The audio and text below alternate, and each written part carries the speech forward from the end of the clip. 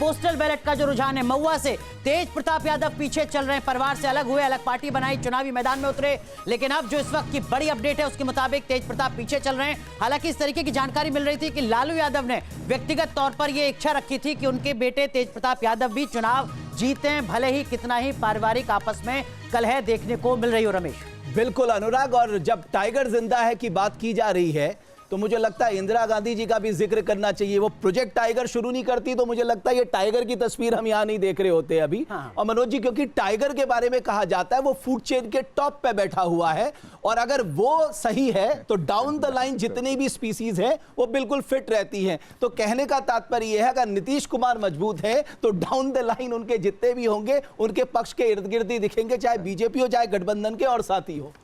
हाँ, देखिए, मुझे ऐसा लगता है कि जैसे भी अभी बात हुई, एनके सिंह जी ने भी कहा, मेरा ये मानना है कि अब इलेक्शन के बाद जो पहले चीफ मिनिस्टर होंगे वो तो नीतीश कुमार ही होंगे, और उसके बाद ये हो सकता है कि एक बहुत ही पावरफुल वहाँ उप मुख्यमंत्री हो जो कि बीजेपी का हो और जिसके हाथ में एडमिनिस्ट्रेटिव पावर ज़्यादा हो। ये एक सॉल्यूशन हो सकता है, क्योंकि ये वोट आप देखेगा कि ये जो वोट मिला है, ये वोट में नीतीश कुमार जी का चेहरा भी एक बहुत इम्पॉर्टेंट फैक्टर था। नीतीश कुमार जी का काम, नीतीश कुमार जी का चेहरा, उनकी जितनी स्कीम्स थी, और महिलाओं का जो अट्रैक्शन है, महिलाओं की जो कॉन्स्टिट्यूंसी है, वो भी नीतीश कुमार जी ने ही बनाई है।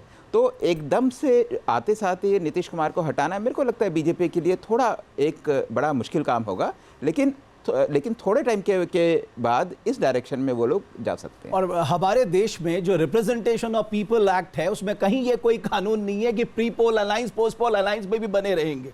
अगर होता तो शायद हम ये कह सकते थे वो हटा सकते हैं, लेकिन क्योंकि pre poll alliance post poll alliance में बदल सकता है, इसकी संभावना हमेशा रहती है, इसलिए नीतीश कुमार जब तक चाहेंगे तब तक कुछ बड़ा बदलाव नहीं आ सकता। राज बिहारी जी, बिल्कुल, मुझे लगता है कि बीजेपी इसमें जो भी इच्छा नीतीश कुमार की होगी उनके अनुसार काम करेगी, क्योंकि बीजेपी ये नहीं थोपना चाहेगी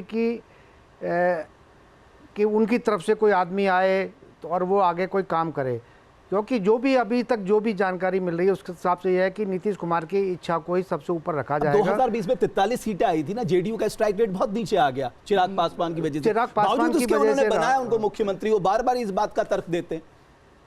इसमें ना बेसिक कारण ये है कि बीजेपी का हिंदुस्तान के इतिहास में नॉर्थ इंडिया में अगर एक जगह कहीं एक्सपेंशन रुका है तो वो बिहार में रुका है।